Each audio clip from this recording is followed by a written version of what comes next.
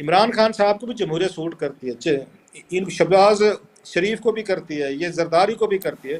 और मुझे दुख ये होता है, तीनों पार्टीज हुकूमत में रही हैं, इन लोगों में इतनी सेंस नहीं है कि बैठ के थोड़ा सा रूल्स ऑफ द गेम तय कर लें, कोई थोड़ा सा बैठ के कोड बना लें। कोई आपस में अगर आप बात नहीं कर सकते, आपको तीसरी फोर्स को आना पड़ता है आप लोगों को समझाने के लिए, काउंसलिंग करने के लिए। मतलब है तीनों के तीनों न्यूट्रल को देख रहे हैं। अंदाजा करें, ये इस मुल्क के वजीर आजम है, ये मतलब मौजूदा वजीर आजम ये हैं, वो मुल्क वो न्यूट्रल को देख रहे हैं कि आप हमें सपोर्ट दें। उधर से वो मसूफ आ रहे हैं, साबिक वजीर आजम 2 महीने पहले वजीर आजम थे, वो भी न्यूट्रल को देख रहे हैं। ये इस मुल्क की सियासी इलीट है, ये सियासी हमने बोने पैदा किए हैं जिनमें इतनी कैपेसिटी नहीं है, इतनी सेंस नहीं है अपने पैरों पे खड़े होकर 3-4 लोग बैठ के तय करना है, किसी एक एक पॉइंट पे एग्री करने का, हमने जमहूरियत को कैसे आगे लेकर जाना है, हमने कैसे एक दूसरे के साथ आगे गलत फाउल प्ले नहीं करने, हमने इक़्तिदार के लिए कंप्रोमाइजेज, इतने बड़े कंप्रोमाइज न्यूट्रल के साथ, ये न्यूट्रल के साथ कंप्रोमाइज के लिए तैयार हैं।